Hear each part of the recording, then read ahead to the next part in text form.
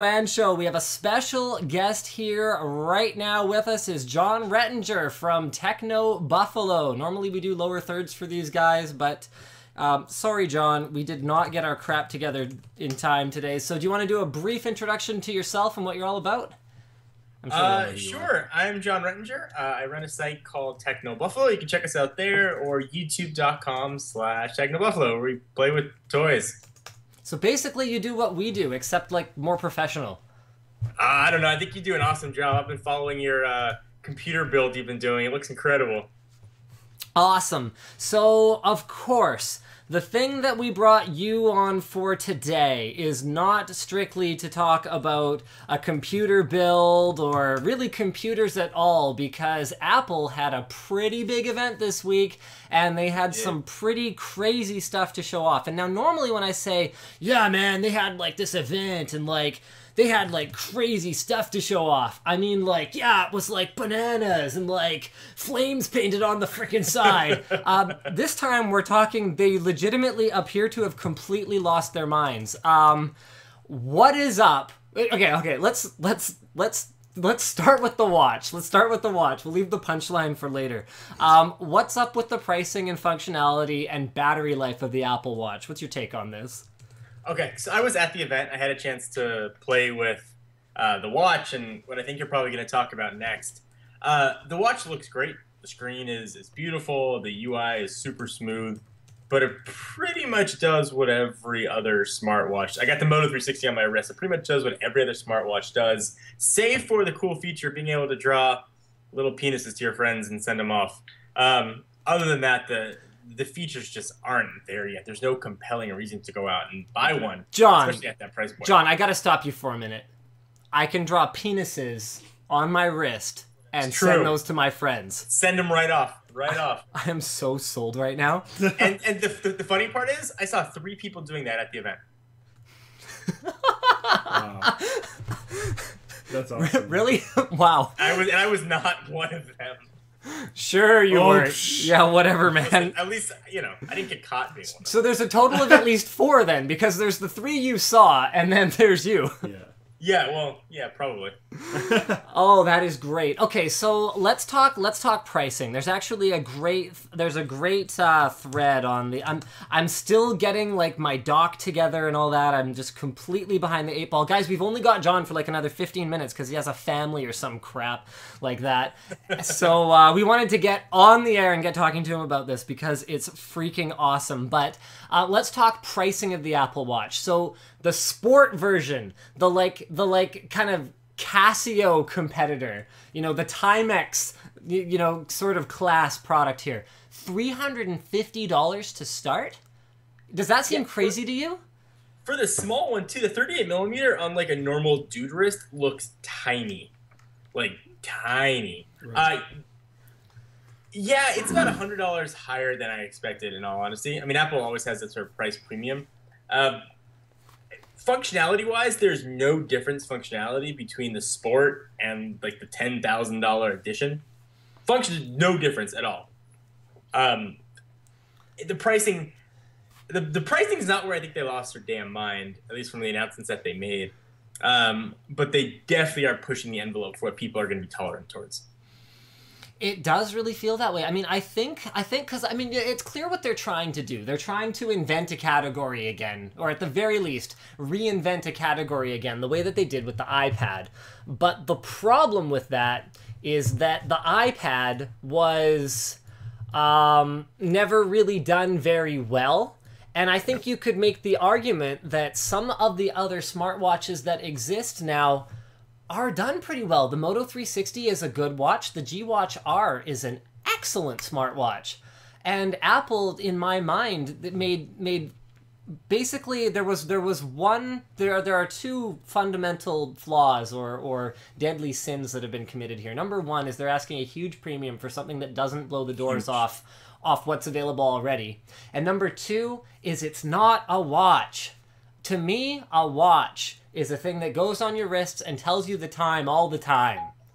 And something that doesn't have an always-on screen, to me, is just... But then again, you probably disagree with me, because I'm sure you could have a G Watch R if you felt like it. You wear a Moto 360. argue with me for the validity of a screen that's not always on. That's a tough one. Oh, all right. It's a tough one, but you know what? I'm gonna play devil's advocate because half the time I'm only looking at my wrist when I click at my wrist. As soon as I bring it up, it's on. I see what I need. I don't need to see my wrist when it's down by my side. I'd rather save the battery life. Is about the only argument I could make if I disagreed with you. Ah, okay. So are we on the same page here? Kind of going like I've been hoping that all the rumors coming out of Apple were bullshit. That it was just it was gonna have an OLED screen somehow, and it was gonna only illuminate the pixels that it needed, and it was gonna somehow show me the time all day. And this whole like 4 hour, 5 hour of screen time, battery life nonsense was gonna be complete hokum. But that didn't happen. So are we going to see a quick iteration like we did from iPad to iPad 2 where the Apple Watch 1 just kind of quietly gets forgotten and gets updated for much shorter a period of time, and actually Apple Watch 2 ends up being the one that delivers the experience? So this is what makes me really nervous about the watch at that price point. That's right. Nobody knows what the upgrade cycle is going to be here. Yeah. I mean, I'd like to meet, I'm going to choose my descriptive words carefully, the individual who goes out to spend $10,000 plus on a watch. And, like, I get going out and buying a Rolex, buying something like that. Like, I can at least wrap my head around that. But this is a piece of technology that is going to be upgraded probably sooner than 18 months. Okay. So here's my issue. So another issue with the watch. Oh man, we are definitely going to run at least a couple minutes past 5. Please tell your wife not to kill me. Because okay. So issue with the watch. Now we've already talked about how the Sport Edition, the $349 one, is already overpriced. Let's talk about the $10,000 super expensive ones, and we'll get into this later on the show, you guys. How the Apple Gold is not actually as much gold as other gold. We'll talk about that later. But the $10,000+ watches. Now, we all know why people buy something like that. They buy it because it makes them feel like a big man with a big penis. But the justifications, the reasons they say aloud are going to be things like, it's a timeless fashion statement. I will wear it for 50 years. This is something we hear said. We hear, in the apocalypse, my Rolex will still keep time when all the satellites or and, if I'm diving so far underwater, or if I'm wherever the heck. In the most extreme conditions, this is a piece of craftsmanship that will perform to its utmost ability forever, basically. We hear these arguments. For the Apple Watch, they have to appeal to that customer. How? By showing you text messages on your wrist? Wrong customer. That's my man. Who is going to buy the $10,000 watch? Do you think it's... Am I wrong? Are people just going to do it anyway? I gotta tell you, that was probably the most eloquent synopsis of the Edition watch that I have absolutely heard. It absolutely well said. That's who they're competing with. And listen, I can understand going out and spending a lot of money on a watch if that's your thing. People spend their money on whatever they choose to. Car, but you're right, watch, clothes, whatever. And the thing about Rolex, there's a huge market for used watches. There's a huge market. Those... If they don't appreciate in value, which some of them do, depreciation is not huge. You try selling that your Apple Edition watch the day after Apple Edition 2 comes out? Good luck. Good luck. And you want to sell it for the gold that's in it? Yep. I think it might sell okay, but I don't think it's going to sell okay for very long. I think it's going to be very much a like, oh, look how baller I am, but then no one's going to care. So it might be a problem. So I actually think maybe if when it becomes iterations of 2, 3, whatnot, they might have more of a hard time selling those gold ones than this first launch. Because John brought up another good point. The investment aspect. It's like buying a classic design Rolex is kind of like buying a classic car. You expect it to, at the very least, hold its value. And something like a dress watch, a jewelry watch, you expect to do even better because it's worth its weight in gold, at the very freaking least. Yeah. Whereas the Apple Watch doesn't manage to do that either. And then your point, building on your point about it being about impressing the people who are impressed by that, I don't think the kinds of guys who you're going to want to rub elbows with at that cocktail party and would be impressed by your freaking awesome Rolex are going to give two craps about your like digital Yeah, gizmo. but I think people will think that they will, and then once they kind of realize, oh, that doesn't really matter. Then That's why I said later in iterations, I don't think it'll sell as well. I can't figure out who's going to buy this. Perhaps other than a certain unnamed boy genius, I can't see who would possibly pick up anything like this. I don't know. You know what's funny? Is back when the pricing rumors were circulating, I was telling myself, you know what? Just for the sake of drawing more eyeballs to my Apple Watch review, I'll go ahead and I'll buy whatever the highest end one is. And you know what? It's too crazy. I can't even... Because normally what I would do with something like that is I'd flip it when I'm done. And I'd Of course. say... Right. I don't even think I'll be able to flip it. I don't think anyone will be... What YouTubers do you think are going to pick this up? I think Marcus might do it, just because he can. I think Lou might do it just because he can. I think Lou and Marcus might jump on it. But like, so there's two sales right there. Yeah, so maybe I'll buy their used one. That'll be my trick. I mean, it works for a lot of people. I'm not of the buy everything school of YouTube. Me neither. You know, it's just not what we do. But I mean, there's certainly a market for it, and people will do it. And I think I'd watch a video that they did. You know. All right, we got 6 minutes left if we're gonna try and get you out of here on time. So let's move on to the MacBook. Can I launch the opening salvo here? I'm not gonna talk ports. I'm not even gonna talk ports. Okay, I'm gonna leave that for you. Okay, so the MacBook. Apple unleashes the MacBook. I'm not gonna talk color either. Now, Apple had a MacBook, and once upon a time, the MacBook made sense in the grand scheme of Apple's lineup. We had the MacBook Pro. This was for your content creators. This was before Apple completely forgot about content creators and then pretended they remembered content creators and gave them that little cylinder PC. So when they had the MacBook Pro for creators, and it was large and it was heavy, and you lived with that because damn it was powerful. It was good. Okay? Then they had the MacBook. That was the consumer model. That was the one that had, kind of everything that Katie needs. And Katie could buy that and be confident that she could FaceTime or, happy hour or whatever it is that people do on MacBooks. Okay, then they introduced the MacBook Air. And that made sense. So Air was light and Pro was Pro. And the MacBook was like the vanilla one. Now we've got the MacBook. A thinner, lighter Air. What?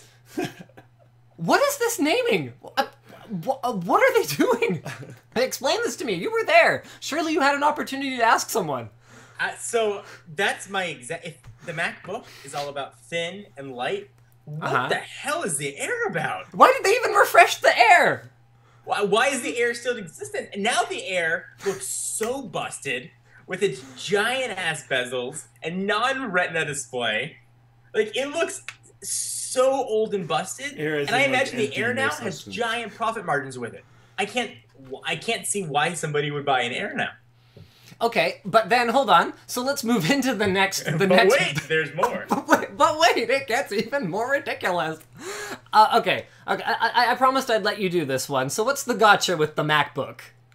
Okay, so two gotchas, and the one's not even being talked about. Before I get to the big one, M processor.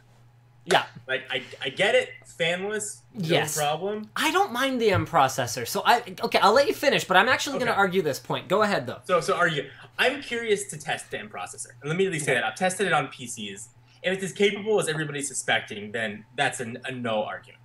I'm not expecting it to do heavy 3D rendering or video editing on this computer. If it can play StarCraft, if I can edit some photos on it, then that's probably going to be good enough. And if I can play 4K videos back from YouTube, then I won't complain, and that's a non-issue. The big one for me, I'm sitting here at my office, and at home I have a similar setup. I'm looking at an iMac, and to my right, I'm looking at a Thunderbolt display, which I'd like to continue to use. well, you just suck at life, apparently. Yeah. Imagine, you believed the lie! You invested in the Thunderbolt ecosystem! You're a sucker! Okay, so new MacBook comes out with one port. It's USB-C. First of all, USB-C is great. One port for everything. Love the idea of USB-C. You can charge it, external batteries, all the adapters. Great. But one port. And there are a billion adapters that obviously are going to come out third party. But $80 for the Apple sanctioned adapter lets you do what your computer should do out of the box. And beyond that, my $1,000 display is useless to me. It's a USB hub. It is a big ass USB hub. It's a really beautiful one. Yeah. So I took my MacBook with me to the Apple event. Let's say next year I want to take my MacBook with me to the Apple event. Here's what I need. I need my MacBook. Yeah. I need the charging cable. Yes. I need a USB adapter you do. Can go for an SD card. Yep. I need another USB adapter that I can plug in a thumb drive. Yep. Or maybe I need another USB-C adapter. That's or just one USB adapter and a hub. Like even a non-powered hub. So now at the very least, I need 2 dongles or 1 dongle and a hub. With like a brick in it or something. If I forget that or lose it, or God forbid it breaks, that computer's useless. It's a beautifully designed, gorgeous, useless piece of crap to me at that event. You could bring 2 of all of the above. But then let's talk... Or be Brandon, bring 5. Let's talk. I mean, both Lenovo and Asus have gone full-on shots fired mode at Apple over this computer. Lenovo showed the Yoga 3, and Asus showed the UX305. And they went, what is going on here? I think it was, Yoga 3 was thinner, and UX305 was slightly thicker, but actually has ports. And I'm kind of sitting here going, okay, hold on a second, Apple. Let me comprehend this for a second. I'm going to try, because I probably won't be able to. But I'll try anyway, because you deserve it. You have billions of dollars or something. Therefore, I should try to understand you. You are going to save me 0.2 millimeters, and then I have to carry, like... a bunch of dongles. So I have to legitimately buy. It's like my objection to the iPad at the beginning, and I still object to the 10-inch tablet form factor. I don't think it makes a ton of sense. I called it the uncarryable device at the time because it doesn't fit in your pocket and it doesn't justify carrying around a backpack for it. So unless you have a purse, which I don't, you can't carry it. And that, to me, is what a laptop that requires dongles is. It's an uncarryable device, because I'm going to have to get a dedicated bag to carry the MacBook. And we haven't even talked about the color yet, because I'm going to want a bag to put that in, because it is obscenely ugly. So listen, I think that this MacBook is making the Yoga 3 Pro and the Surface Pro 3 going to sell even better. I mean, I think those things are going to fly off the shelf, especially with Windows 10 coming. The Yoga Pro 3 is awesome and has ports. That shouldn't even be a selling point. That's what the world has come to. Why is actual ports a selling point? I mean, Apple has done this to us before. I mean, are they just so arrogant that they've gone, okay, well, they've accepted that we outright refuse to put a micro SD card reader in our friggin' phones for the last 8 years or however long the iPhone has existed. People have accepted that, so screw them. Let's take away all the ports from everything. When they were doing the announcement and you heard sort of Johnny Ive's voice come over, the whole unapologetically plastic thing came back to my mind, but all I can envision is them going like this. Oh, they smell delicious. Oh. Delicious farts. Unapologetically plastic was the best line he has ever spoken. Ever spoken. Ever. I mean, okay, the colors. The space gray looks great. I don't get what's up with the colors. There's space gray and silver. Why are you so mad? Gold. Yeah. So don't buy it. Well, okay. The problem is, okay. Let's go back. Sorry, John. You can go at any time. I know you have to go. That's fine. But I want to talk gold products for a minute. Do you remember how and John, I don't know how closely you follow the PC world, like motherboards and crap like that. You had an option. But do you remember when Asus launched their Gold Series Z87 motherboards? They made all their motherboards gold, and you know why they did it? They said, because we are the gold standard, we are #1 in motherboards, and as much as that was a very Taiwanese rationale for it, for better or for worse, I believe they were actually the first to kick that stupid anodized, blasted gold finish and kind of go, yes, this is the future. And we hated it. Before. We hated it then. There was gold iPhones. Were there before? Okay. Sure I'm not sure about the timing of that, so don't quote me on that. But the point is, they did it, and we destroyed them for it. We absolutely destroyed them for it. There was no option. There's silver and space gray, though. Now Apple's going to do it. There's silver and space gray. I know. But Apple's going to do it, and the whole industry's going to go, oh, people demand gold, and they're going to make gold products. You look at Samsung's doing it already. HTC is doing it already. when did gold, not like yellow gold, turn from like a tacky color for old people to hip and fashionable?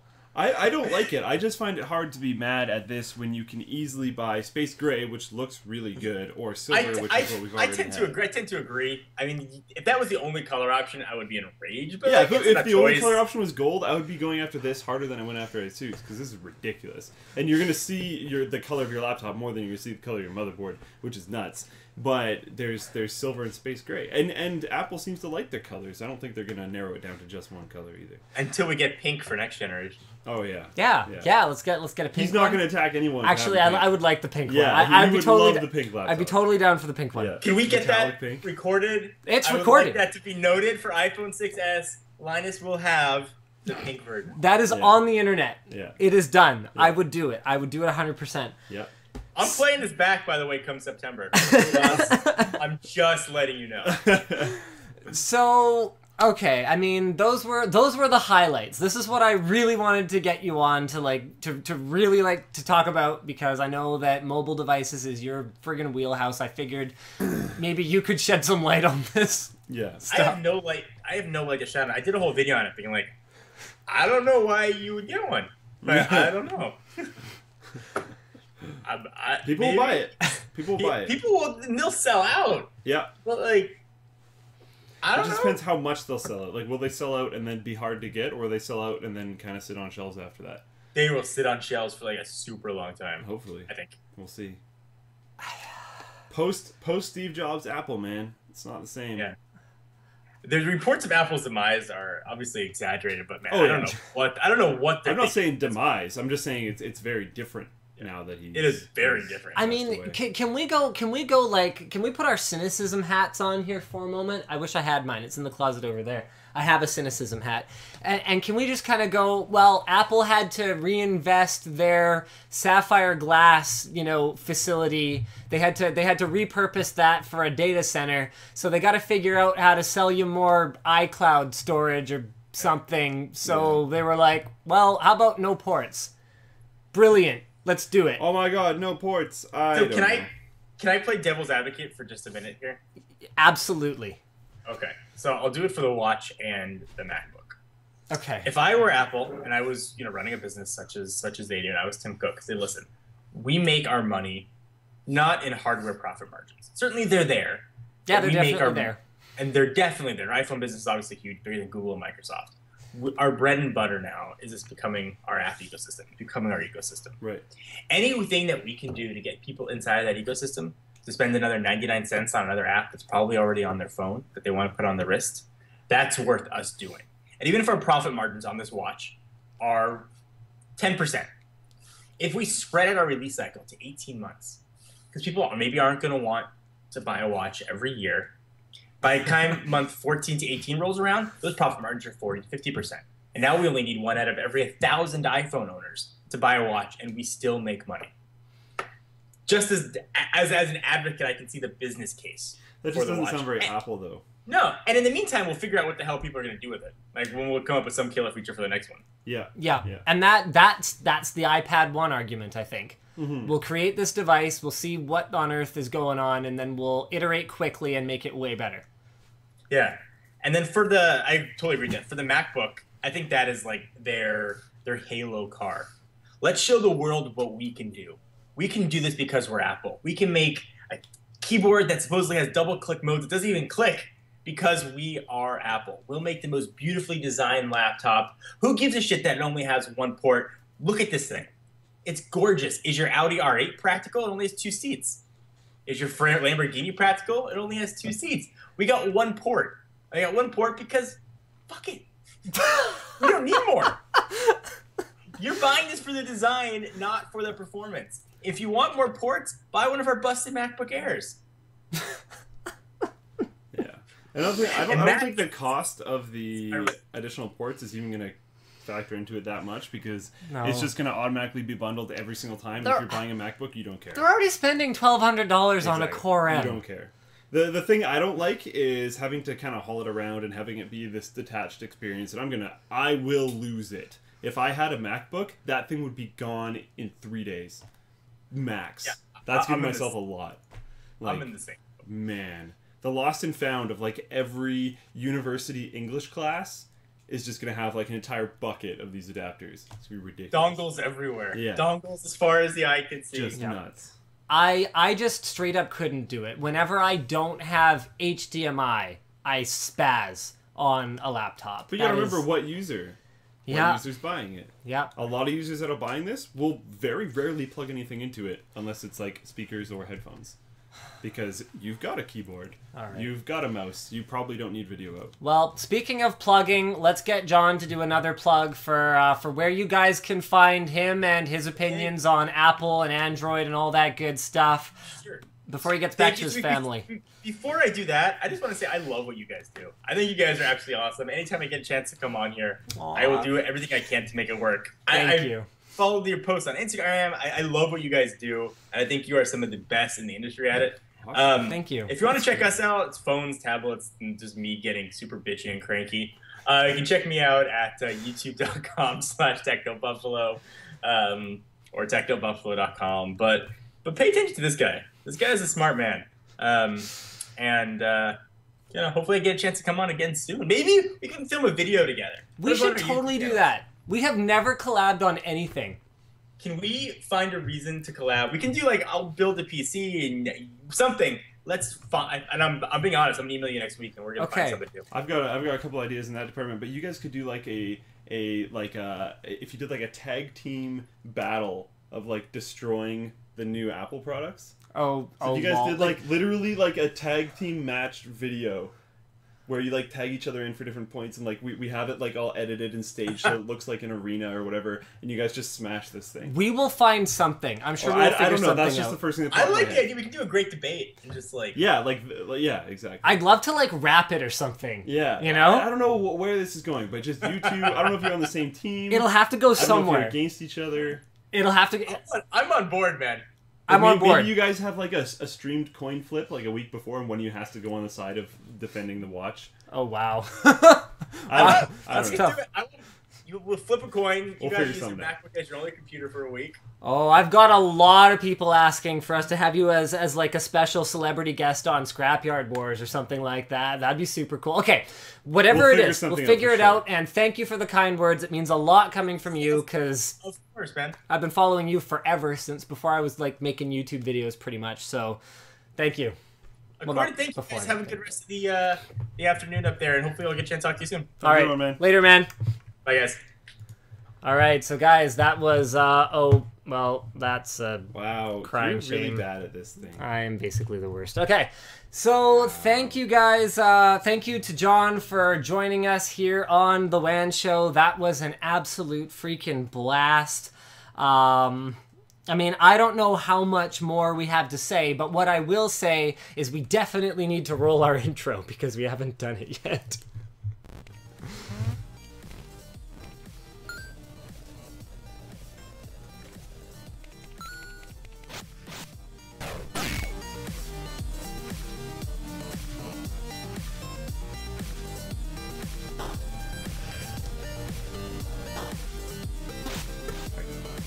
So today's show is brought to you guys by lynda.com. Also Squarespace and Dollar Shave Club. Make your mind good, make your website good, and make your face look good. Yeah. Make everything look good. Yeah. So let's go ahead and we are going to do a little bit more Apple talk, but not much.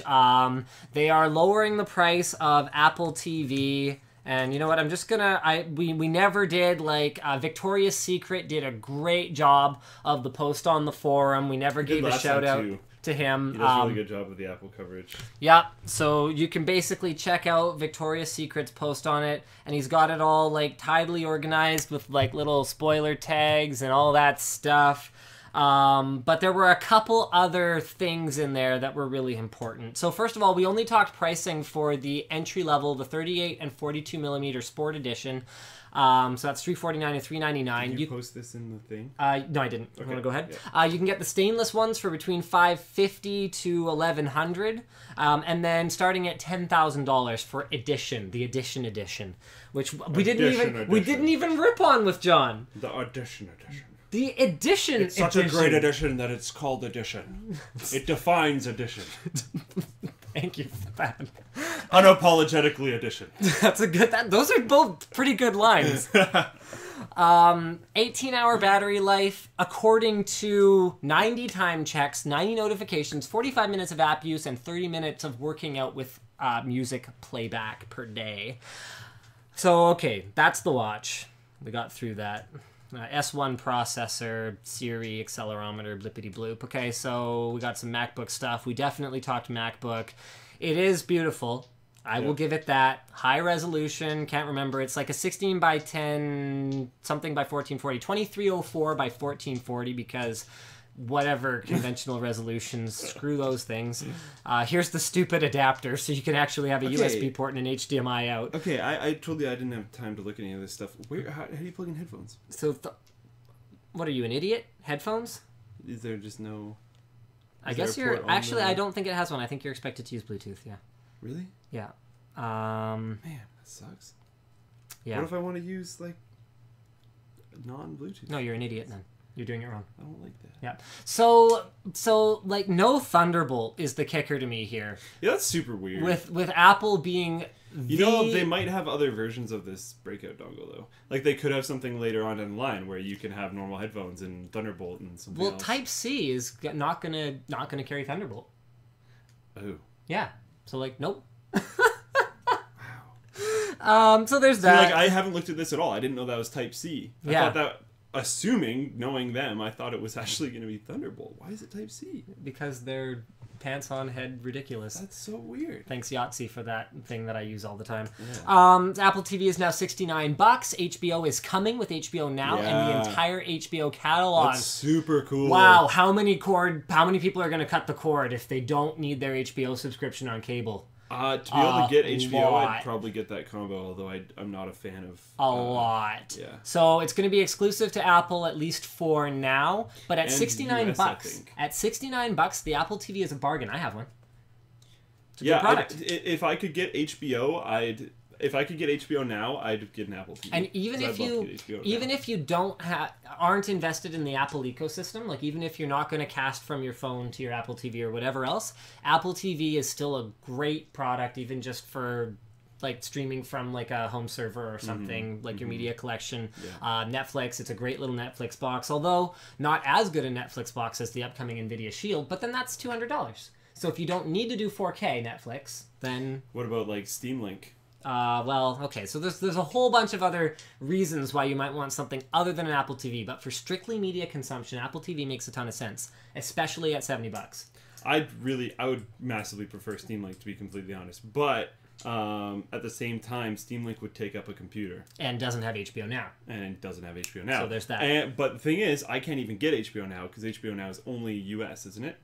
And they're like being super strict about that, aren't they? Yeah, I'm not sure. I haven't looked too much into HBO Now. Oh yeah, well it's region locked, but it's pretty easy to get around. Like, I think HBO Now is being really restrictive, like credit card locations and like PayPal home addresses and stuff. Like, you can't sign up unless you have a payment option from that region. Well, I'll have to rely on the Twitch chat to correct us on that, but... Yeah, I don't know. I hope it's not. Apparently there is a 3.5mm port on the other side.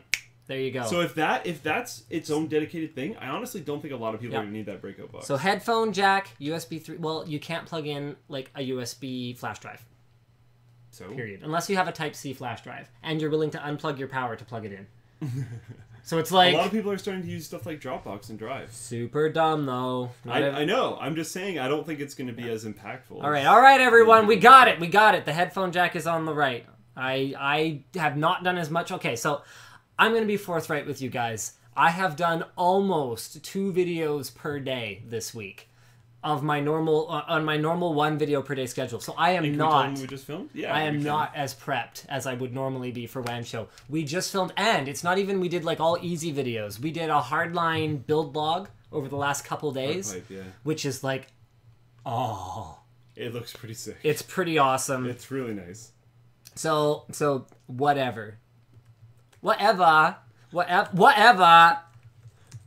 Okay, so let's go back to the, okay, I said that was the last Apple thing. No, I actually have one more Apple thing. You're just a huge Apple fanboy. aren't you? Also posted by Victoria's Secret. You want to go ahead and... I think I linked that one already. Oh, okay, well, whatever. This is the amount of actual gold in the Apple Watch, and this is a great article on leancrew.com, and it talks about how... Who should probably get their websites made by Squarespace. Yeah, because it looks awful. Yeah. We'll do sponsors later, but...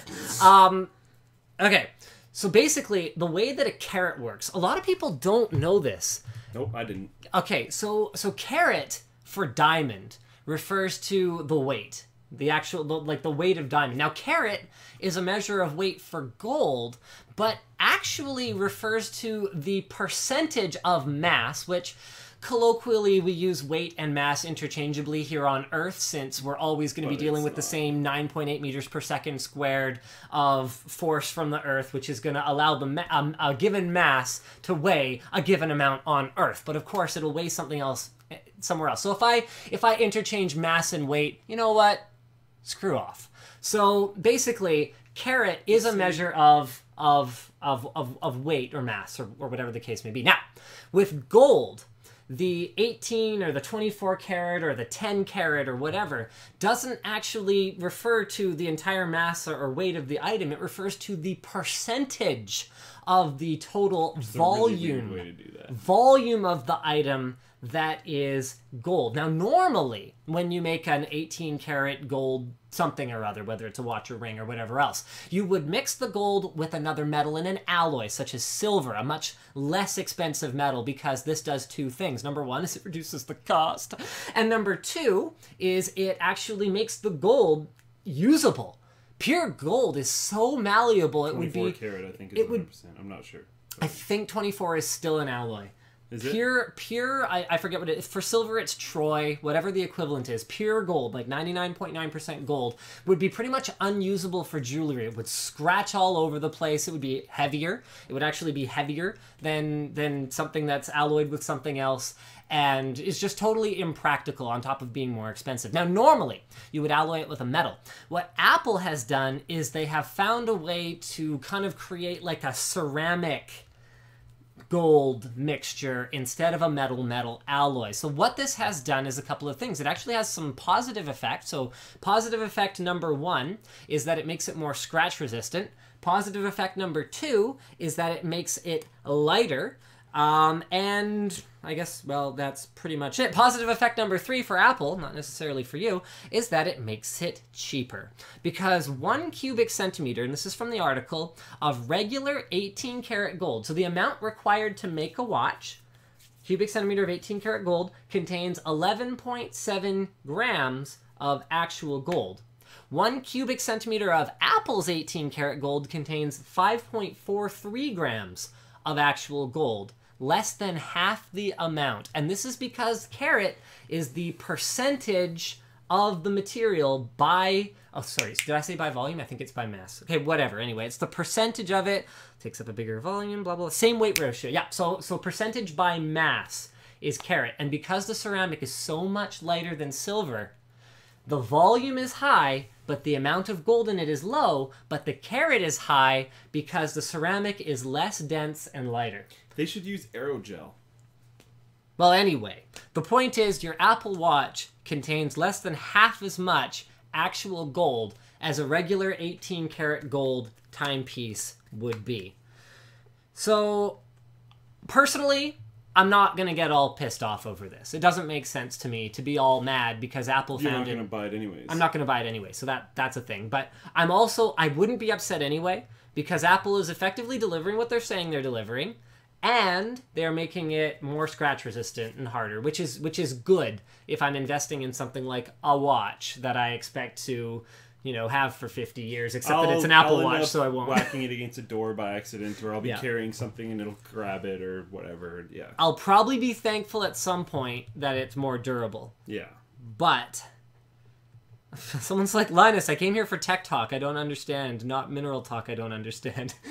Okay, well, don't worry too much about that. The point is, the Apple Watch doesn't have as much gold as you probably thought it did.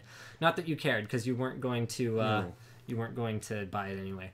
I certainly wasn't. All right, so I guess that's pretty much it. Should we move on to some actual tech here? Let's talk AVG working on identity protection glasses that have an invisible field that they put in front of your face to make it more difficult for face recognition to recognize you. It's not an invisible field. Well, it's invisible to the naked eye. But it's not a field. Whatever, you're not a field. It's not even close to how it works. Here's a picture. Oh my goodness. You want to talk about what's going on here? So when it detects like a flash or a camera taking a photo, it'll do the thing on the right. They already have clothes that do this. Mm-hmm. The material is covered in it. So when you take a photo of it, it glows like crazy and kind of pulls the light there instead of everywhere else, and makes it look like there's a darker zone around it. So it's very hard. If you saw the dude on the right, he looks a lot like the dude on the left. Yeah. But with 100% certainty, it's a guy with a beard. And especially for software, where it's going to be designed to pick up little landmarks on your face and then compare against something else. These are going to be a real bear for those to deal with, for sure. Now, to be clear, this is not technology that is available in a commercial product yet by any stretch of the imagination. On the clothes, I think it is, just not on the glasses. Yeah. So what are we calling it? So infrared lights and retroreflective materials on the surface of the glasses return the flash of the camera, and infrared lights obscure your face in a photo, since cameras pick it up but human eyes do not. So much like the night mode on your your camcorder from the 80s or whatever, most things don't have a night mode these days, where they have an infrared lamp that illuminates the scene. These will have an infrared lamp that goes right in the camera's sensor and basically makes the image a complete mess. Super cool. And AVG figures this is an important step towards. That's awesome. For an important step due to evolving technologies like Facebook's deep face technology, which is an improved system for identifying faces. I'd buy glasses that had these on it. And that is a very good point, because I wouldn't go and buy these glasses. I don't want those glasses. No. But if Pearl Vision or whatever had, Oh, it's an X dollar adder. It's $30 for the face recognition blocking coding. Love that. They love that. If you can have some little adder or whatever, like, oh, it's only this much more, glasses are a big investment, you might as well just do it. They're right a lot of the time. Exactly. I don't know, glasses places don't have to be that pushy, because they're like, yeah, this is actually kind of a really good idea. And you're not going to buy another pair for a really long time. Do you know how much money my parents saved getting Flex-On frames for my little brother when he was 8? Yeah, probably tons. He would have broken those glasses so many times. And it's a little adder, so they make a little bit more money. It's another $50 or $75 or whatever. Anyway. Yeah. Speaking of making another $50 here, another $75 there, AMD, Microsoft, and Sony and Nintendo are all gonna be pretty happy as China has finally lifted its ban on game console sales. COD bros are gonna get wrecked. Sorry, what? I said COD bros are gonna get wrecked. It is, it's not like Chinese people weren't finding ways to buy consoles. It's estimated that, I forget who this is from, but an article I was reading, so don't quote me on it, estimated that 1 million game consoles are sold in China every year, even with the ban. But then, we're talking China with over 1 billion people. 1 million a year is nothing. This is going to be huge for anyone involved in selling game consoles. I mean, this could be a huge shot of adrenaline for all of the aforementioned companies. And AMD is a big one here, because for absolutely no extra R&D, and sure, it's at their contract price, which I'm sure is very, thrifty for Microsoft, Sony, and Nintendo, given that AMD won all of the bids against their rival NVIDIA. Yeah. But it's a nice little shot in the arm for AMD, because they get to move a bunch of volume of the chips that are powering all of the current gen consoles. Yeah, that's awesome. It's almost completely untapped opportunity over there. Sales bans on stuff like this are just stupid anyways. So it's nice to see China's sort of going, oh, well, I guess there's PC games too. I guess we're doing absolutely nothing to prevent people from playing games if that's the objective. I guess the goal of getting everyone to make all their consoles completely in China, and I think it was even restricted to, what was it, like one region? They wanted them to put all the factories. I remember like we had some discussion about this before. So blah blah blah. Okay, you know what? Forget it. Let's just let that business happen. Yeah. And awesome. Here's just kind of this is a very quick one. Original article here is from The Verge. I just thought this was kind of interesting. I have input on this. We'll see where this goes. All right. So Facebook. Did you post this in the Twitch chat? I'm working on it. Awesome. It's almost like we know how to run this show now. Almost. Maybe in a couple more years. We're not quite there yet. Yeah. Can you believe WAN Show's been a thing for it's really old years now? Like 3 years? I know. I remember. It started before the company started, didn't it? Not as WAN Show, but the live stream did. Yeah. Yeah. So the live stream is almost 3 years old, I think. Like 2.5 years old now. You've been on the live stream for well over 2 years now. Yeah. Okay. So Facebook removes the feeling fat emoticon under pressure from online activists. So you can see there's kind of an online protest going on here. Fat is not a feeling. Hashtag thumbs down Facebook. I have an easy solution to this. Do you want to go first though? But no, you do your solution first. Why didn't they just change it to feeling bloated? Because sometimes I'm feeling bloated. Okay. Mine ties into this very well. We had mono burritos. Yeah. I was feeling kind of fat. I guess bloated. Yeah. Like, whatever. Luke and I each ate burritos. It's amazing this room is not a veritable gas chamber right now. Maybe it is. I've been holding it in, so... Me too. Okay, that's good. Let's both do that. Keep working on that. Let's keep doing that. We both ate burritos that Big are ones. like the size of a small mammal. Yeah. You know? And like a fairly hefty small full mammal. of beans and cheese and meat and like... Did we get exactly the same burrito? Yes.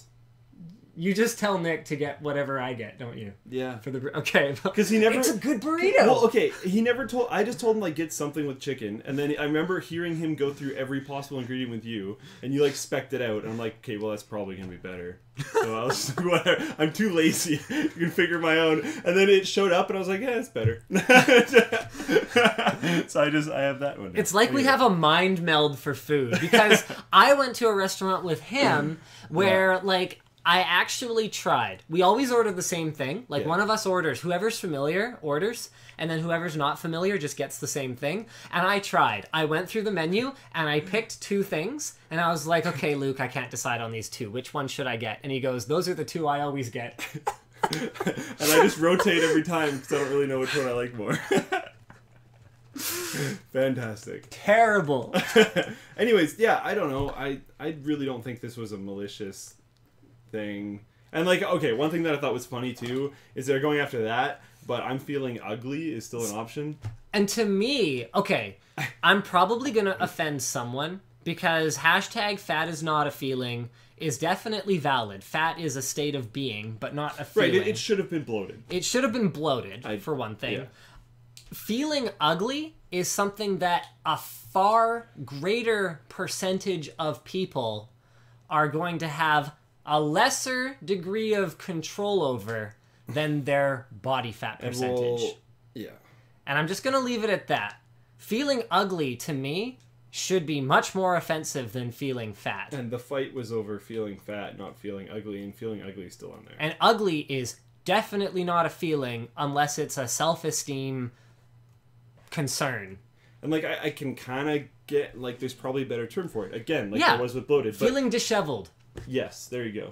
Like, oh, I just got back from Tough Mudder. Yeah. And I look dead, and there's dirt all over me, and I'm feeling just ugly. Gross. I really need a shower, and I need a cat nap because I'm looking disgusting. Yeah. And, like, that's what it means, and I hope we all understand that. Yeah. But if we're going to say, okay, no, the actual definition of the word from dictionary.com is the only thing that matters, then feeling ugly is a lot more offensive to me than feeling fat. Makes way more sense. Or maybe even something else. I'd be fine with disheveled. Maybe it's just because, like, Okay, you know what? Never mind. Apple's ResearchKit did in 24 hours what would normally take 50 medical centers a year.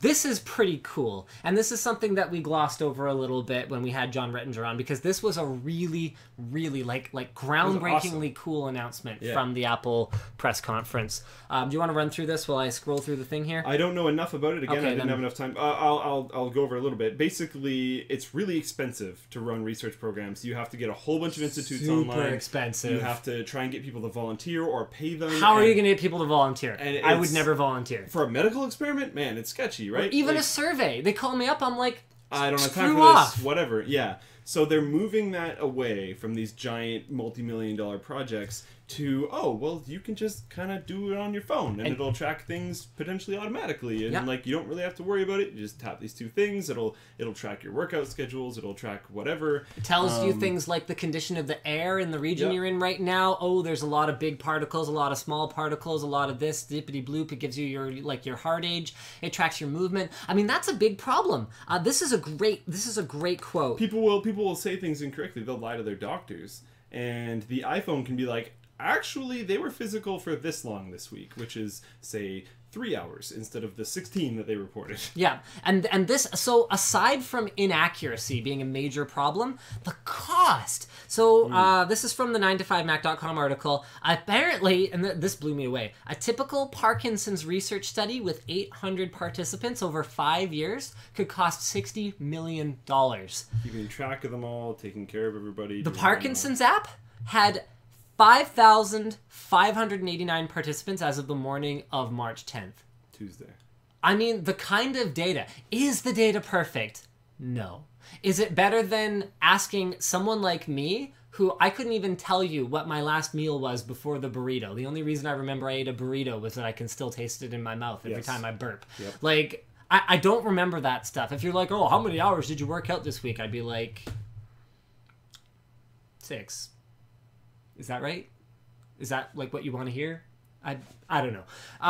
So, and I know not everyone's as bad as me, but the point is, if it's just on your phone, something people habitually carry anyway, that's freaking awesome. And already, like, Stanford has piped up saying that this is meaningful and helpful, and they're not exactly a disreputable source on that kind of stuff. So I'm super excited. I think this I is wish so I had cool. an option to do this on my phone. So cool. And I don't. I mean, I'm sure Android's going to clone it, so there's that. Will they, though? Probably. Eventually. It might take a while. Yeah. I mean, is there anything the iPhone had at launch that an Android phone doesn't do now? Let's look at it that way. Yeah, it's been a long time. What would Google give to have all this data? But Google seems to be going a different direction. Okay, yes. Winner! You just got Trump carded, fool! Google wants the data, fool! Google wants the data! I can't say anything against Google wanting more data. Just instantly lose that argument. Yep, Anyways. that was never an argument. You know what? Sometimes we have arguments on this show where I'm like, he's gonna win this one, or he might win this one. But we were going. No. I was holding that Trump card. Were you? I was holding that Trump card. You Yeah, I jerk. was ready to play that Trump card. Boom. Someone asked me when I was doing the okay, one thing that people don't seem to understand. There's a few things that blow my mind that people don't understand. One, all the people that I was trolling at PAX East definitely knew who I was. Every single person in that video. That one approached was me. awesome. The guy that trolled me. Yeah, that was fantastic. Every single one of those guys in that video, or ladies, approached me and said hi and wanted. That was the idea. That was the whole idea. Is I was like, when Luke and I were planning this, we were like, okay, how do we pick people to troll? And it was anyone who walks up to Luke is gonna get trolled. Yeah, that's how it worked. I would preface it. I would be like, I'm going to be a dick. This is gonna suck. It's not going to be great. I told them, honestly, I want you to attack me. I want you to throw back. But they all went for it. Too nice. They all went for it because you were like, because you get to be in a Linus Tech Tips video. Yeah. And they're like, yeah, man. And I'm like, but you don't understand. And then you were just like a jerk. Yeah. I didn't think you had it in you. It took a little bit. I didn't think you had it in you. There's a few interviews in there that didn't actually make it that are in the very beginning because I was being too nice. And I had to be like, okay. And the thing is, what you don't see is after every one of those interviews, where I'm like, we get to not a proper end, but I'm just like, okay, I have to stop. And I'm like, I can't do this anymore. And I'd apologize and shake their hands, and I'd hang out with everybody afterwards and just talk about the actual conversation instead of this just trolley rant. Yeah. And then like it was actually a lot more friendly than it appeared. I don't remember where I was going with this. Right, but the reason why I was so good at that was because of this. Oh, sitting and talking to me all day? 100%. Because I'll have to devil's advocate something, and I'll believe in it not at all. But, like, to make the conversation interesting, I'll have to just start throwing things in the air so that you can defend them, or I'll have to defend something because you'll be throwing things in the air. Yeah. And, like, it made it so that I could more on the spot come up with things. Oh, man. Which is hilarious. That's but great. Yeah, the whole time I was sitting there, I'm like, this is very WAN Showy. All right, speaking of WAN Show, the WAN Show wouldn't be possible without sponsors like lynda.com. lynda.com/WAN Show. You know what? Normally we get kind of goofy about the sponsor spot, so I'm gonna do serious reads today. Okay. I'm gonna see how that goes. Why is lynda.com important? Lynda.com is important because it's a great way to improve your skills, whether it's at a hobby or whether it's at making more money and getting a more like respectable career, like a better career off the ground. Lynda.com is absolutely awesome, whether it's photography, video editing, business. I cannot overstate I cannot overstate the importance of business acumen in life. So much of what I do here at Linus Media Group as a video creator actually stems from what I learned about business, working at NCIX for all those years, being involved in business decisions and interacting with people. Lynda.com has professional instructors, they have experts, they have new courses added every week. You learn completely at your own pace, and basically it's good vibes all around. It's reasonably priced, and you can get a 10-day free trial by visiting lynda.com/WAN Show to find out if you're into it or not. Next up, we've got Squarespace. Squarespace is straight up awesome dudes as well. And I've been promising that like awesome Squarespace testimonial for the longest time. I finally found it. Okay, this is the best Squarespace endorsement I have ever seen. And aside from that, Squarespace is a site that, you know, lets you make a website and stuff like that is good. You know, I'm not going to say too much about it other than this. I'm going to read this. I really enjoyed using Squarespace and understand how they, Linus and Luke, recommend it time and time again. I'm not sponsored, and I will be recommending it to friends and family as well. But the real point of this post is I want you all to look at my site and tell me what you think. Tell me where I could change wording, design, services. I'm doing this on the side while I'm in college right now for a CIS degree, and I still want to make this the best I can. I don't know if anyone in LMG will see this. We did. Yeah. Yo, man. But you guys are always talking about showing a viewer Squarespace site on the WAN Show, and I would honestly be honored. It would help me a lot because I know there's a lot of viewers in Portland and whatnot. The point of this was not to be an ad, but if you're reading this and in Portland, Oregon, feel free to inquire about services. Okay, well, I hadn't remembered that he wrote that, so we'll just leave that out. But we'll ignore that part, I guess. whatever. Way to go, Code Simon. of conduct, something. Yeah, code of conduct on the forum, whatever. All right, so here's simonpdx.com, and there you go. Tech support, nice little site, all functional. You just go ahead, you click it. It's responsive design, so it's going to work on a phone. It's going to work on whatever else. He didn't use the Getty Images thing where you can like get better images, but other than the images not being like necessarily the best images, overall functional site, responsive site, easy to do. Squarespace.com, highly recommended. And then the last sponsor today, Dollar Shave Club. We don't have any hijinks. Yeah, okay, Didn't I even get them to... You don't have to use a shaver for your whole face. Okay, well, whatever. The point is, I look all right. So Dollar Shave Club is all about looking good. I don't think that looks fine. All right, you look fine. And he shaves part of his face.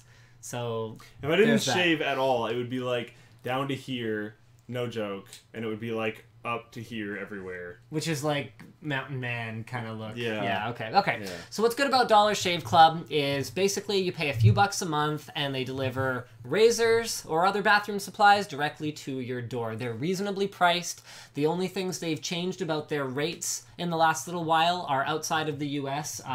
According to the currency exchange rate shift, they have changed the rates in countries like Canada. But what I love about Dollar Shave Club is that they operate on a principle of, okay, here's the amount of money we think we deserve to make for our service, and we're not just going to give Canadians the old, this just because we can. Which happens a lot. Which happens a lot, where things will have an MSRP that's like books are a big one. 50% higher MSRP just because Canada, even when the exchange rate is near par. Dollar Shave Club is all about fair treatment and a good quality product to your door. So they got razors, they've got their shaving butter, they've got their aftershave, they've got their One Wipe Charlie's butt wipes for men, which are peppermint scented, just in case you want your, O-ring to sparkle and smell nice. Well, was gonna give me one of his spares. No joke. I saw him in the Oculus lineup, and he was like, "Hey!" So I ran over. Did he want and you to said sign hi. it? No. He was like, "Just do you want one? I have an extra one." And I'm like, "I'm good." It's sealed, but I still wouldn't share butt wipes with someone I've never met before. It is sealed though. I'd They're share butt wipes individually with you. sealed. Thank you. I appreciate that. Okay, but... we said we were going to say stay serious. I wrecked it. Oh. The butt wipes always brings out the... Anyway, dollarshaveclub.com/Linus. That was 85% through the total. I don't think I've ever made it through a Dollar Shave Club spot while maintaining my professionalism. Look at their commercial. I know. They bring it on themselves. Linda doesn't bring it on themselves. No. But we do it and anyway. Squarespace doesn't either. But I did them all nicely today. Squarespace might put everyone to sleep. If you're the kinds of people... Well, okay. The whole Jeff Bridges thing was hilarious. Okay, 3 or 4 of those tracks are actually pretty interesting. The rest are kind of just The rest are ridiculous. Some of them you could sleep to. Yes. Some of them are creepy. Yeah. So creepy. Bizarre. All right. Oh man. Let's move on. We've done all of our sponsor stuff. They're all good folks. All of those guys are some of the longest term sponsors we've had. Mm-hmm. And WAN Show guys. Yeah. They've all supported the WAN Show for a really long time, which is pretty cool. That's awesome, because WAN Show's a cool program. People should support it and watch it. All right, speaking of support, Valve was given an F in customer service by the Better Business Bureau. Is this surprising this at all? Is awesome. The awesome thing about this is not that Valve got an F. That's not the awesome part. That is the completely expected part. Yes. So this is the original article here is from Kotaku, and it's actually a pretty fun read. But the best part is this response from Valve Business Development Authority Eric Johnson. Valve doesn't really consider the Better Business Bureau a priority. The BBB is far less useful proxy for customer issues than Reddit. We don't use them for much. They don't provide us something as useful of data as customers emailing us, posting on Reddit, posting on Twitter, and so on. What? Your crap BBB rating is for the 717 complaints that were filed against the business and the failure to respond to 502 of them. Talking about how, Twitter and Reddit are better, all that means is you're not paying attention unless it's posted in public. Yeah. That is bullshit. Yeah. That is nonsense. Valve support is terrible. That is crap. That is basically Valve saying, we don't care because it wasn't posted in public. That was why we didn't bother to respond. Shame on you, Valve. We love Valve as much as anyone, but that response was awful. That was the worst thing Valve could have said. Steam is fantastic, but if you've ever had a problem with anything to do with your Steam account, you know the odd kind of gross taste in the back of your mouth every time that you worry anything is going wrong with your Steam account, because you're screwed. The chance of getting a response even through Steam's It comes eventually. I always get one. A month later. But it's slow. I've actually had them weeks later. And I'm like, dude, I'm a paying customer. I have hundreds of games. I am very much a paying customer. I've used your service a lot. Yep. And the fact that I can't get help at all for weeks is insane. Yep. And the fact that you have enough money to invest in customer service. I mean, it's one thing. We can talk about, we griped about OnePlus. But when we griped about OnePlus's customer service, we griped about their business model. Yeah. And their business model, that we should have all seen this coming, because they're selling a phone at no margin. How were they possibly going to support it? With Valve, they can use some of their hat money to support their customers. I don't think that should be an issue. So that's the problem. Weird? We love Steam. Steam is fantastic. Valve is great. Their customer support is absolute garbage, but they're great. We hate EA. and they're garbage, but their support is fantastic. Yeah. If you decide to buy one of their games... To be clear, their policies are garbage. Yeah. Like, the fact that we had to contact their support to get terrible. More activations for a game that is DRM'd through their client. Yeah. The fact that we had to get more activations in order to change hardware configs on it is rubbish. Yeah. But the fact that they dealt with it really quickly and were super nice about it, and the guy was like, "Oh, sorry, we're gonna upgrade the." I could talk to someone on the game phone. Value you have, yeah, it was on the phone. Yeah, he gave me the deluxe edition or whatever. Yeah, said sorry for the trouble. Here's the digital deluxe version. They did right by us. Yeah. Whereas Valve, after the phone call, I was like, "All right, that was actually kind of." It took a little while. Yeah. But a little while was like an hour instead of like 2 or 3 weeks. That's right. Which is a huge difference. Because I was able to just put my phone on speaker and just do whatever on my computer and wait until they... Like, I'm okay waiting on hold as long as someone's going to deal with it at some point here. Yeah, and they were all super nice. There was 2 different people I talked to on the phone. They were both super... The first lady was like, this is way above me. I've never even heard of activation issues before. Yeah. I'm just going to move you on immediately. And then the dude after that was like, oh, yeah, we don't usually run into this, but I don't know, I can... Okay, done. So basically, shame on you, Valve, for not caring. And I've got people in Twitch chat saying, oh, the BBB is crap because they can't get companies to do stuff. Well, companies like Valve not giving a crap about their BBB rating is the only reason the BBB wouldn't be able to do something through them. Because basically that's what a BBB rating means. It means that that company did crap when the BBB contacted them. Because I worked at NCIX. And NCIX has a good Better Business Bureau rating. Because when a BBB complaint comes in, it was like, it got escalated immediately.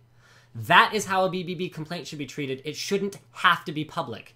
Yeah. In order for something to get escalated and dealt with. That's wrong. That's a completely wrong outlook. So, yeah. All right, let's move on to this Tech Report article. Scott Wasson and those Tech Report mad scientists, those guys, they were determined for science to kill half a dozen SSDs. So they had a Corsair Neutron GTX, an Intel 335 series, a Samsung 840 series, an 840 Pro, and 2 Kingston HyperX 3K 240 gigs. Actually, they're all 240 to 256 class drives. And what they did was they set them up on a test bench to run over and over and over again, Anvil's just random data write, 10 terabyte write thing. So basically the idea was they were going to kind of go, okay, well, you know, hey, these drives are rated at X number of terabytes according to the resiliency of the flash, and well, let's see how far they go. So let's drop in on the finished graph here. This is a really cool article. The coolest thing about this is that it took 18 months to wear out the SSDs, literally writing to them constantly. So let's go ahead and I'm not sure if I'm actually looking at the right one.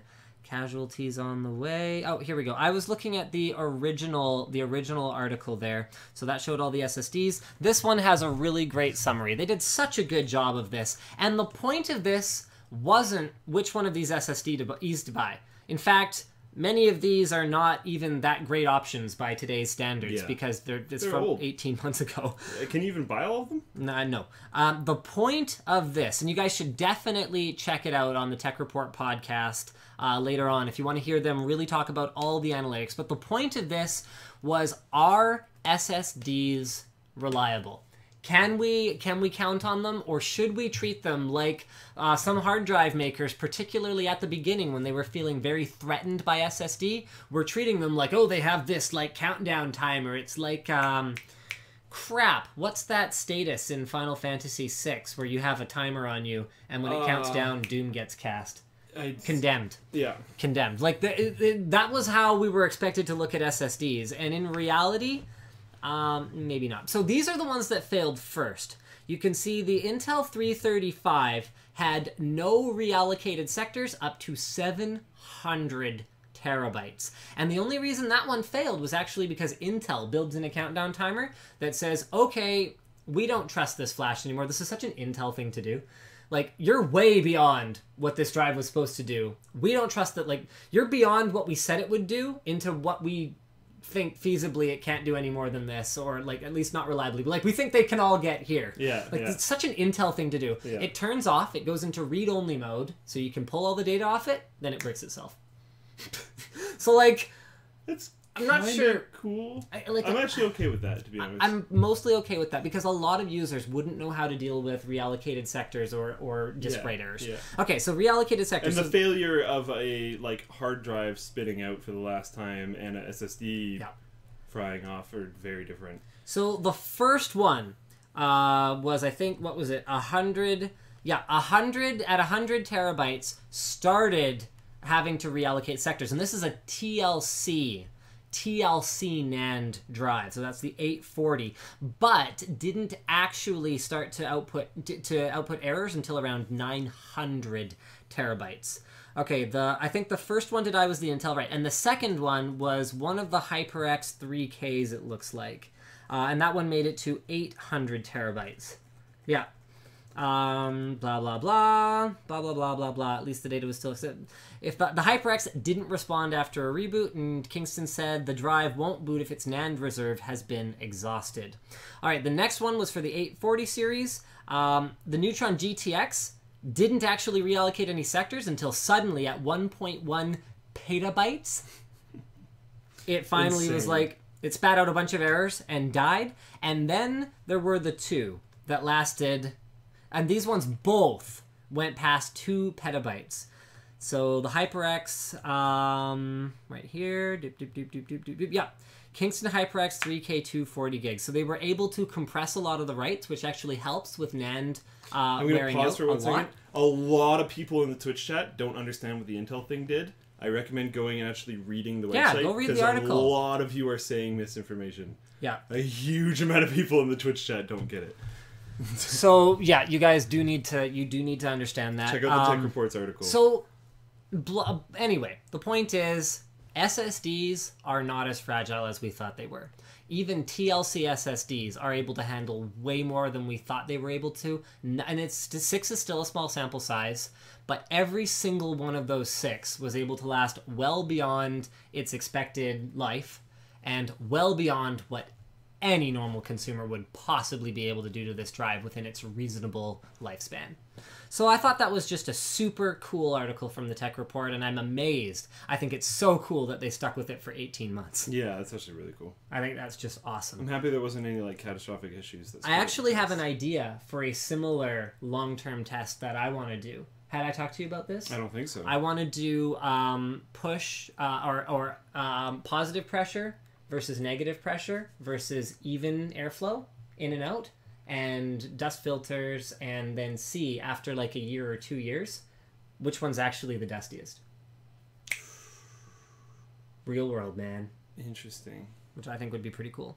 We could definitely do that in the new office. Totally do it. There'd be space. We need a sponsor for case and fans, and then we could just put some old motherboards in it or whatever. It wouldn't have to be even working hardware. Yeah. We just want to see how dusty it gets. Yeah.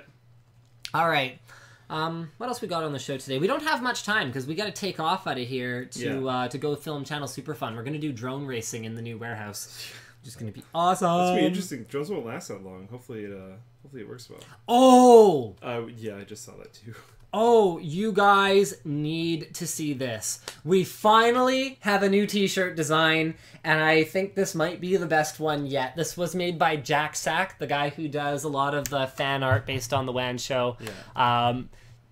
And I really love this design. I absolutely love it. So What just happened? Responsive design, man. Yes, Teespring needs to use Squarespace or something.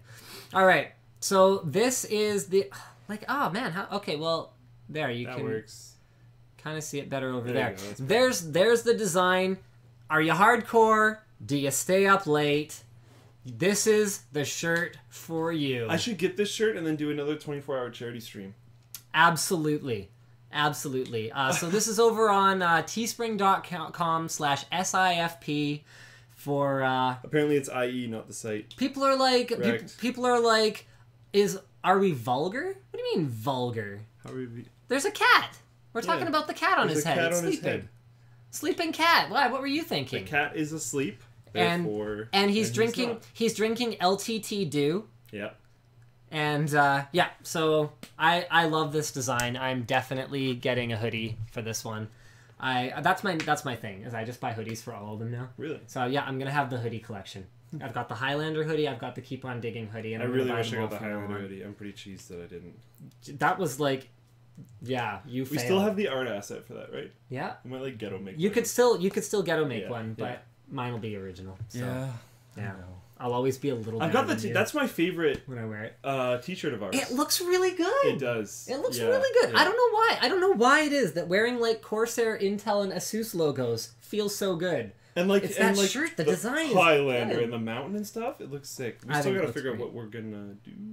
Yeah, we got to do like some kind of like new world record attempt or something Yeah. like that for this year. No idea what that's gonna look like, but I still want to do like link cable Pokemon battle while skydiving. Or something. I don't know. are you high, I don't know. Lander? Oh! You were at one point. This is potentially very cool news. MediaTek to license AMD graphics. What? Blah, blah, blah.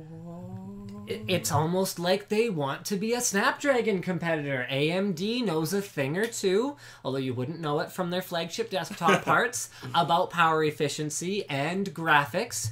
Although you would know that they know a thing or two about graphics. It's the power efficiency that I was kind of ribbing them about. Yes. AMD knows a thing or two about graphics. MediaTek's CPUs are getting a lot better than they used to be. Interesting. So it could be Qualcomm plus Qualcomm, CPU, GPU, Intel plus Intel, MediaTek plus AMD. That could make for, like, think about this. Because remember, MediaTek's high end is not necessarily going to go toe-to-toe with Intel or Qualcomm's high I end. don't have to.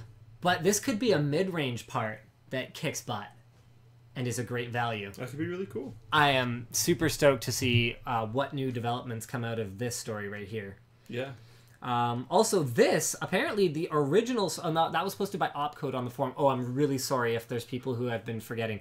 Ooh, Do you want to go back? Do you want to go back and just do a round of that? All right, that'll take me a sec. This one was posted by CM2546, and I'm going to run through this while Luke compiles the names there. So originally, Tom's Hardware posted an article claiming to have an inside source at Microsoft saying that NVIDIA and AMD multi-GPU configurations would be possible. So, blah, blah, blah, was talking to a Microsoft rep. Will blah blah blah etc. between NVIDIA and Intel, AMD, sorry, hello. Upon checking, it will support multi-GPU configurations between NVIDIA and AMD, DirectX 12. Now, since then, there have actually been articles written with this post from CM2546 as the source, but I don't know if maybe that rep was just confirming that NVIDIA and AMD graphics cards would work in the same system in much the same way that they already do today, or if they would actually be able to render part of a frame and render another part of a frame and actually work together. Because I can assure you guys that if NVIDIA has any say in it, that will not work. Yeah. Yeah. Like, to actually use both of them You to can't render even at the same install time. NVIDIA drivers while you have CCC running. Yeah, I mean, you can install it and then restart, and CCC can run. Yeah, you can kill CCC and then install the NVIDIA driver and then Yeah. launch it again or whatever. But like, But if NVIDIA can do anything to make that not work, they will. and I'm pretty freaking sure they could. I'm pretty sure that they can. So there's that. Where is my Twitch chat? Why am I in... What is going on here? I thought I had... Learn to computer. Yeah, there it is. Okay, so, wait, did I not... I never posted the Teespring campaign. Okay, well, I'll do that after. In the meantime, there's a YouTube video that we did. This was awesome. I, like, barely slept that week. Speaking of the Sleep is for Pussies t-shirt. YouTube video that I did where I had SLI and Crossfire running in the same PC at the same time. You couldn't run a game on both of them at the same time, and that is rumored to be a feature of DirectX 12, but you could have them both in the same PC and you could switch between them, no problem. I will be very surprised if that's ever NVIDIA a could thing. easily do essentially always on DRM, where it checks for CCC more often than just on the installer. Yep. Yeah, and I mean, you look at how hard NVIDIA has worked to block PhysX from being used on it. Like, even if you're willing to buy both and put them in the system, they're like, nope. .jpg. Yeah. Forget it, bro. So, quick, like, shout-out round. We've got Victoria's Secret, Exilaire, Opcode, Zero Mind, Red Round 2, Johners, Ah Ming, Big Struns, Zirid's Best? You tried, bro. Zirid's Best? XRYZ Best. And CM2546. Okay. I guess... Oh, the FC... Oh, this is cool. Engadget article. I'm not going to talk about this for long, but FCC released their 400-page document. So the whole Republican... It's a document nobody can see, so I wish I could tell you about how horrible it is, but I can't. Well, they released it after it was voted in or whatever, didn't they? So yes. It's still... But it's not like we're not able to see it, and it's not like we're not able to get all mad if it's bad now. Yeah. I mean... Yeah. Yeah. So there's true. that. Did you post this already? The FCC thing, no. All right, I'm blasting my way through the last few. We don't... The whole idea of rapid fire is that we don't technically have to do all of them. That was why we created I'm just seeing if there's any that I think are interesting. There's a new Chromebook Pixel, whatever. The Star Citizen client is rumored to be around 100 gigs. Cool. Which hopefully is more than just uncompressed Titanfall textures. Yeah. And I think that's pretty much it. Thank you for tuning into the WAN Show. No after party today because we have to go race drones around in an empty warehouse. Yeah. And last week will be my last week on WAN Show. Next week. Next week will be my last week on WAN Show for 3 weeks. I am going to Malaysia, Singapore, Thailand, Brunei, and Japan. I'm gone for 3 weeks, 2 weeks of which is a family trip. We're going to see my wife's relatives who are scattered all over Southeast Asia. And then the last sort of 5 days of which is going to be a trip to Japan to check out the Omron factory. So we're going to be doing another factory tour, which is extremely exciting. We might have a WAN show. It might be 2. 2 only? Because the third one would be when we're in Japan, right? We might try to do WAN. Okay, I might only be gone 2 weeks then. I really want to do WAN from Japan. WAN from Japan? I really want to get that done. Okay, it just sounds awesome. We'll try. I heard they have good internet there, so it should be fine. WAN from Japan. All right. Thank you for tuning in, all 7,000 of you. We had an unbelievable show today. It's awesome, especially because the time zone changes and everything. People showed up. I think it was that awesome guest. Did you see the audience figures while John was on? I did, yes. Yeah. We should have him more often. I said this last time. I was like, we should bring him on. I was like, we should bring him on right away. It's been over a year. Wow, that's actually pretty crazy. Yeah. We should get him hooked up for the video collaboration or Scrap. Yeah, we got to do something. Although someone else, I'm not going to say who, but someone else has already called dibs on the first celebrity guest. So we are already planning Scrapyard Wars Round 2, and we already have a celebrity guest lined up who is going to be familiar to a lot of you guys and is going to be a lot of fun. Yeah. So thanks for watching WAN Show, guys. We will see you again next week. Same bat time, same bat channel. See ya. Oh, right. I never posted the shirt, the Sleep is for Pussies shirt. Oh my god, the shirt. You guys should definitely go check out the shirt. It's a Teespring campaign, so it's only available for a limited amount of time, etc., etc. Buy now while quantities last. This limited edition design. It's fantastic. Or you'll never have it, and your friends will rub it in your face all day, like the Highlander hoodie. Oh. I'm sad. Maybe if a heart... No, I'm dead. I've got people speculating that it'll be Jennifer Lawrence. Luke Clone. Tim Cook. Austin Evans' nipple. Just the nipple. Just the nipple. Lynda.com. Squarespace. Dollar Shave Club.